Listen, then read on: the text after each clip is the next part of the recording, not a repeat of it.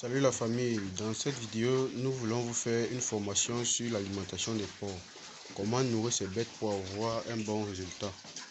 Sur cette chaîne nous vous parlons d'agro-business, de vente, d'élevage, de conseils pratiques. Nous vous faisons de temps en temps des formations comme celle-ci.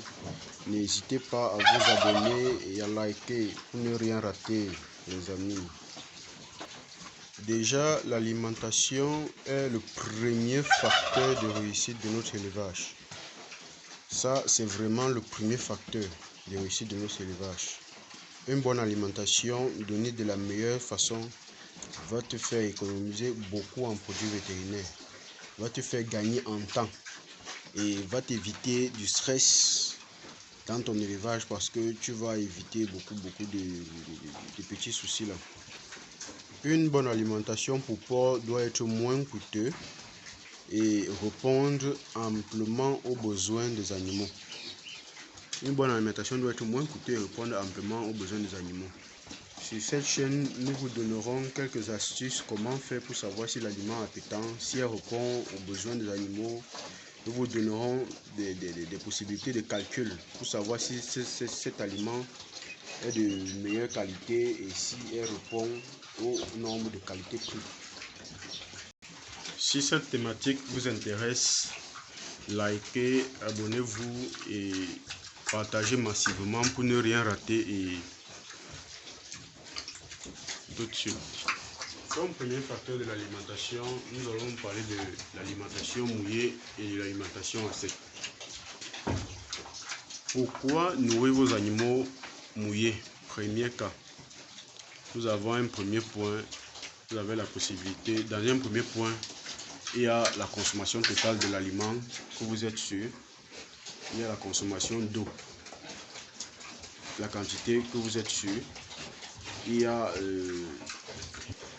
elle vous permet aussi, en nourrissant mouillé, elle vous permet aussi de détecter facilement les maladies. Comment? Je m'explique. Lorsque vous nourrissez mouillé et qu'un animal est malade, généralement quand les autres seront en train de bousculer, elle va s'éclipser derrière. Et lorsque c'est tout le monde aurait fini de manger, si elle en a le reste par terre avant qu'elle va venir un peu essayer de le toucher. Pourtant, si tous les animaux sont en santé, tout le monde sera en train de bousculer, même le plus petit, il sera en train de bousculer. Ça, c'est déjà une bonne façon de vérifier si vos animaux sont malades, rien qu'à travers la nourriture, rien qu'à travers l'alimentation. Ça, ces trois points étaient les avantages de la nutrition mouillée. Maintenant, nous allons vous parler des inconvénients de la nutrition mouillée. Quand vous nourrissez mouillé, si vous débordez la quantité, dans un premier point, il y aura la possibilité de moisissure des aliments. Comment? Je m'explique.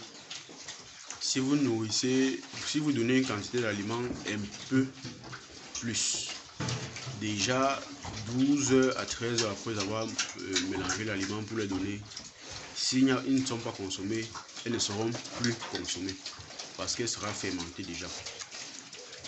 Dans un deuxième cas, ça veut dire qu'il y aura un gaspillage d'aliments, ce qui va aussi vous mettre un peu dans les pertes. Ça veut dire que lorsque vous nourrissez mouillé, il faut en tout point savoir exactement la quantité d'aliments que vos animaux consomment. Et ça va aussi déjà vous permettre même de calculer cette quantité et de pouvoir les donner et de les optimiser. Ça vous évitera beaucoup un gaspillage d'aliments. Beaucoup. Comme deuxième inconvénient, vous serez toujours obligé de nourrir en moyenne 2 à 3 fois par jour. Vous serez obligé.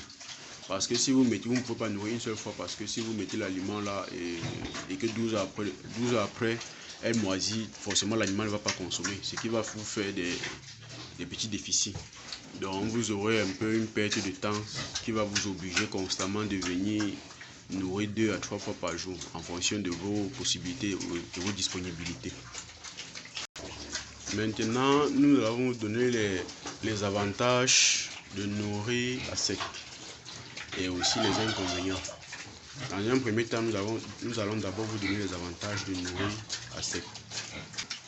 Premier avantage de nourrir à sec. vous avez la possibilité de verser la nourriture une seule fois et de ne plus revenir. Vous avez la possibilité de faire les mangeoires automatiques dans lesquels vous mettez vos aliments et ils consomment toute la journée en nourrissant à sec, autant pour moi. Comme inconvénient de nourrir à sec, vous avez l'obligation de faire un système automatique d'eau, d'abreuvement. Parce que en nourrissant à sec, si l'eau n'est pas propre ou n'a pas la possibilité d'être continuellement propre pour une meilleure consommation, vous aurez beaucoup de problèmes. Ça va vous causer des diarrhées imprévues, ça va créer le stress dans l'élevage, ce qui va vous forcer à dépenser beaucoup dans les produits vétérinaires. Et là, ça va vous rendre votre élevage non rentable. C'est un premier inconvénient de nourrir à sec. Comme deuxième inconvénient, il va vous falloir débourser un certain somme pour faire un système d'abreuvement automatique qui va vous permettre de contrôler la qualité d'eau que vous donnez à vos animaux. Déjà, ça va vous contraindre à dépenser encore dans un système d'abreuvement automatique. Comme troisième inconvénient de nourrir à sec, vous n'aurez pas la possibilité de bien contrôler la quantité d'aliments qui est consommée. Et vous saurez aussi de part et d'autre des aliments gaspillés parce que lorsque les animaux vont se coucher dessus, faire déféquer dessus, ça va déjà faire perdre une partie d'aliments. Ce qui fait que comme ça ne sera pas consommé, ça ne va pas être...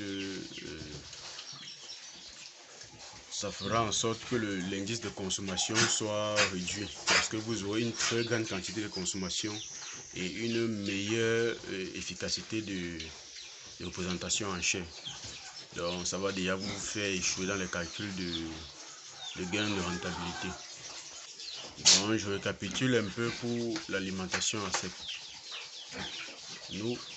Vous allez faire une alimentation à sec, vous pouvez faire des mangeoires automatiques et vous serez contraint de faire un abreuvement en eau automatique pour pouvoir rentabiliser et mieux permettre aux animaux de mieux consommer cet aliment-là. Ce qui va vous permettra de faire en sorte des systèmes de pipettes. Merci la famille. Si cette vidéo vous a intéressé, likez, abonnez-vous, partagez massivement. Prochainement, on vous fera une autre formation sur des sujets encore plus meilleurs pour mieux rentabiliser votre élevage. Salut!